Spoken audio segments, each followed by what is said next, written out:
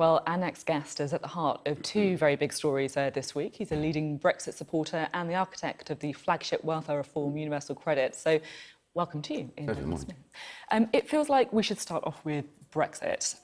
Big story, of course, as always. We understand, don't we, that Theresa May's latest kind of backstop offer to the EU would effectively keep the UK in a customs union. I mean, is that something you could support?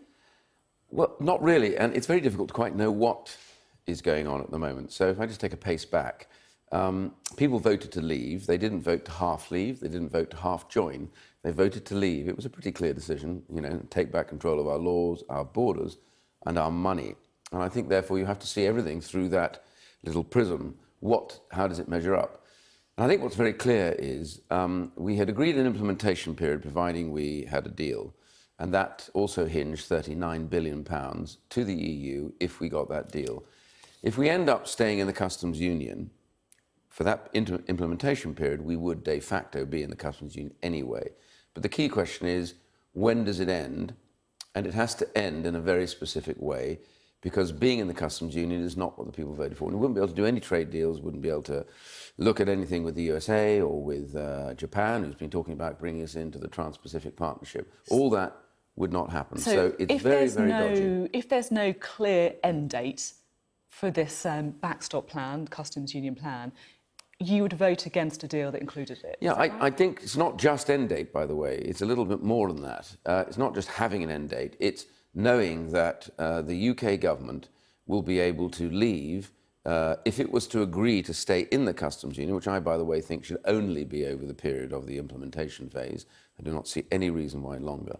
Then it should be not just end dated, but controlled by the UK. But the second bit is we're in this mess because the government keeps refusing to take on, head on, the issue of the backstop. It was a mistake in December last year. I told the Prime Minister, walk away from the table, do not sign this, it will box you in. And the problem is that the EU and Ireland insist that you have to have a hard border if there is no deal. It's complete rubbish. Even Barnier now admits it doesn't happen.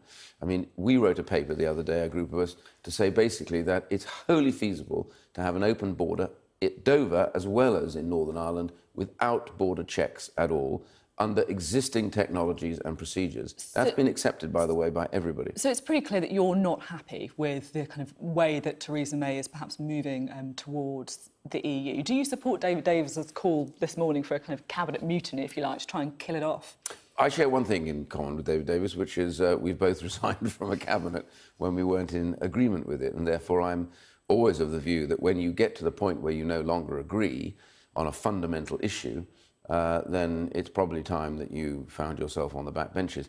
But it's up to people to do that themselves. So do you think we could see some resignations over this? Well, it might. I am never a very good speculator, but I do say to anyone who's in Cabinet who has concerns about this, you have to make them very clear to the Prime Minister. And we mustn't have a little cabal outside the Cabinet running this. It has to be a Cabinet decision. And more importantly, I think the real question here is, we have a very strong set of cards to play. 39 billion and security are all on the table at the moment. And the EU, we know BMW and others are now beginning to moan. It's a very good speech made by an MEP called Herr Henkel in the European Parliament the other day. And I watched it, and he really went for Juncker and said, you messed up before the referendum, and you're about to mess up now. And he used a very interesting figure. He said, the departure of Britain isn't just, isn't bad for Britain. It's a disaster for the EU. He said it's the equivalent of 9 small or medium countries leaving the EU at once. We will all over here suffer. You have to have a proper deal with them. And so very simple message I say to the Prime Minister and others, look, it's great if you're going to be a bloody difficult woman over something. That's a real strength when you're on the right course. But when you're not on the right course, sometimes you need to take a pace back and say, is there a better way? And I think there is a better way to do this, which is to put the ball back in the EU's court and say, look, we have never accepted this backstop. This is a ludicrous political intervention. You now must agree with us. There will never be a hard border, with or without a deal, and then full Canada plus trade deal is on the table. You talk about Theresa May there being a bloody difficult woman. I wonder if you're prepared to be a bloody difficult backbencher. There's been talk, hasn't there, about backbenchers being prepared to vote down the budget, for example, to effectively wage a campaign of insurrection to try and force Theresa May to change her direction? I'm not in favour of a kind of insurrection. We have a government, we have a party to stay together. We have to get through this together and come out the other side together. Otherwise, for us, the big threat, much bigger than Brexit, is Jeremy Corbyn with a terrible plan to basically tax the hell out of the country. And so would you back Theresa May then if there was a no confidence vote? I don't want to see a leadership change. I want to see a leadership change her mind and go in a different direction, and to listen to people who say, look, nobody voted to stay in the customs union. We want to get through this and out the other end. People out there have decided, let's get on with it, let's deliver it, let's get out. Now, I'm keen to talk to you about universal credit as well. Yeah. It's been in the news an awful lot recently, a lot of criticism. Now, when you first announced the policy 8 years ago, we can just have a look at what you said. Which is, hopefully coming up, it's a proud duty to provide financial security to the most vulnerable members of our society, and this will not change. This is our contract with the most vulnerable. Indeed. Currently, do you think the Conservatives have broken that contract? I don't yet. When I set universal credit, it was because I studied for some years the mess that the tax credit system had got into, housing benefit, all these different places people went to. Got confused. Quite often, single women would go into work, lose their jobs at 15 hours. After a while, they'd come out, take nearly 2 months to get their housing benefit back. And we know that with tax credits, many of us had people coming into our surgeries saying after a year of bad estimates, they ended up with massive debts on their hands. In fact, as tax credit recipients go over to UC, they've been carrying about £6 billion worth of tax credit debts with them, as well as the housing benefit debts. So any wonderful ideas that what this replaces was not damaging are mad. The very bad system we had before.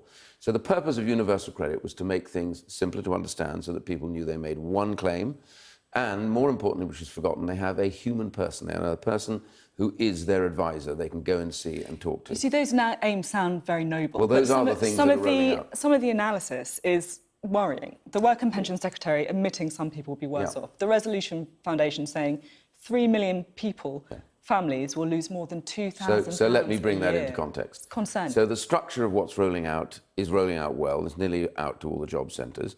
And the advisors having a much better relationship, and there are tens of thousands of people that find this a better system. However, you're talking about the money. So when I launched this, we specifically set down an amount of money that would allow this to roll out correctly and have the levels of payments at the right level. In the 2015 spending review, a very significant amount of money was taken out of universal credit. I had big issues over that. There was another attempt to take more money out at around Christmas 2015, and for me that was the final straw. I then resigned. There were a number of other changes and cuts too, which I didn't agree with, including the disability one. My view is, and has been for some time, the government has a really, really transformative policy on its hands. You do not underfund it as it goes in, because if you do that, then what you do is lose the great benefit of it and then end up starving people of cash. And potentially breaking that contract with the most vulnerable. Because, so I mean, if you just going back to, your promise to look after the most vulnerable, I mean, one of the things that people are saying now is that some of the people who could be about to lose out are those who are the most vulnerable. Lone parents, for example. I mean, you're a father, you know how difficult it is to bring up a child. These are people in work, often. Couldn't agree with you more. People trying to do the right thing. Which is why, for the last 2.5 years, I've proposed constantly that we put the money that was taken out, it was nearly £5 billion, was taken out, back in. So £5 billion? Well, the government has actually been quite good. They put about £2 billion back in. What's left is about between £2 and £3 billion, I would think. And you want that addressed in the budget, do you? Well, I think it's wholly feasible, and you don't have to add any new spending. They have a plan at the moment to raise the tax thresholds, which is a manifesto commitment. But the trouble is we've raised them so high now that most of the poorest don't get affected by another rise in tax thresholds. About 20% would get any benefit from this because so many are out of tax. Whereas with universal credit, if you put the money that was there into the allowances, which is like a tax threshold for very poor people, then in actual fact what you do is nearly 80% of your money goes straight to the poorest 4 deciles. Now, I think it's a no-brainer. If you take that money, you will deliver on what I said, and at the same time, you will really improve the lifestyles of people in the poorest circumstances. That's what universal credit was designed to do. It's why I brought it in. It is now ready to do that. We just need to grab this bull by the horns and say, this money should go right to the poorest. I'm just having a look. I know you're not on Twitter, possibly very sensible, but just in the break, just having a look at some of the reaction that I can see to the interview. for example, somebody talking about Iain Duncan Smith, who shoulders no responsibility for the complete screw-up of universal credit.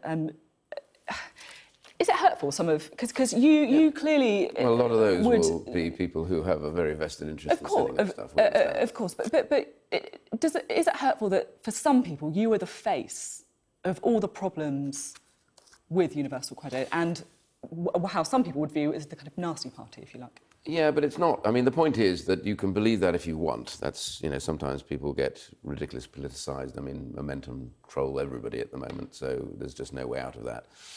My point, however, though, is this benefit was deliberately set to be rolled out as a test and learn process. You know, when tax credits were rolled out, they were rolled out in one go. Nearly 750,000 people didn't get their money at all and have never received their money. So it's the implementation. So the implementation was deliberately careful and slow. We looked at this. We did it like this. So when you meet an issue or problem, you check whether it's an operational problem or a technical problem, then you make the adjustments accordingly. That's exactly what's been going on. Last Christmas, they made some adjustments. I was recommending those as well. Changes to the way in which people coming off housing benefit coming on could continue to keep their housing benefit. So they invested another $1 billion, and that was exactly the point that I'm making. So universal credit is a better benefit. What very rarely happens is people don't hear from the tens of thousands of people who actually find this a much better benefit. They're allowed to take very low hours work if necessary. They've got caring responsibilities. So getting it right is important. I'm not shirking any responsibility. I resigned back in 2016 because I did not agree with the government's position over taking the money out of this and a couple of other areas as well. Do you take any responsibility for what some would see as the design flaws in universal credit? Things like, for example, people having to wait 5 weeks for a payment. I mean, if you're on a breadline, then that, no surprise, is it, that people are falling behind on rent payments, that they're having to rely on food banks, well, they have to wait for that amount of time. Let's be very careful, though. Benefits have always been paid in arrears. There's some kind of mystery that somehow previous benefits were paid in advance. They've never been paid in advance. They're paid in arrears, and they were then paid 2 weeks in arrears. The plan for universal credit was a month in arrears for a very good reason. There's quite a big difference, though, isn't there, between 2 weeks and a month? But the vast majority of jobs actually pay a month in arrears. If you aren't capable of coping with that, then you're going to go into a job and crash out quite quickly. So there's another element that runs alongside universal credit, which hasn't been completely rolled out. It's called universal support. So the idea with universal credit doesn't just pay a benefit. If you identify somebody who has a problem, debt problems, etc., they're moved to universal support, working with the local authorities, the charities, and all those other bodies in the local area. They're then put onto debt counselling, or if they have drugs problems, they're meant to be moved over into rehabilitation. The point about universal credit, it will identify that minority of people who have real problems, who will not be able to move into work with those problems, and then try and resolve them. That's the real design of UC. It's not completely rolled out in that sense. We need to put more effort onto universal support, which is the parallel bit beside it, which allows those advisors to be able to say, right, this individual now needs to get into some kind of remedial help before we can get them back into work. Quick thought, what do you make of Labour's position? It feels as if it's perhaps slightly shifting. John McDonnell saying that they wanted to get rid of it. Shami Chakrabarti was slightly more circumspect, perhaps. Yes, it's all very well to attack, but you're quite right. Labour at the moment are, I think, in a bit of a mess because at first they said, well, you know, before Corbyn came in, they were supportive and they wanted to get changes made. Then suddenly it was sweep it all away, we'll go back to another system, which, you know, frankly, if anybody thinks tax credits or housing benefits were in any way fair, then they really need to have their brains examined. And so then, now they seem, as you said in that interview, to say, well, if the government puts the money in, which is what I want, then we will continue to look at the mechanisms. But there's one area where they're in a real mess over, and this is the problem. There's always been agreement on both sides of the House that if people don't do what they've been asked to do while they receive benefits, then they would stand to lose some of those benefits for a period of time. Labour has said that will never happen. That means someone never turning up to an interview, never bothering to do anything with regards to taking the job or anything they've been asked to do specific to receiving that benefit. Taxpayers will end up paying a huge amount more money. Finally, who is to blame? You've admitted that there are issues with universal credit.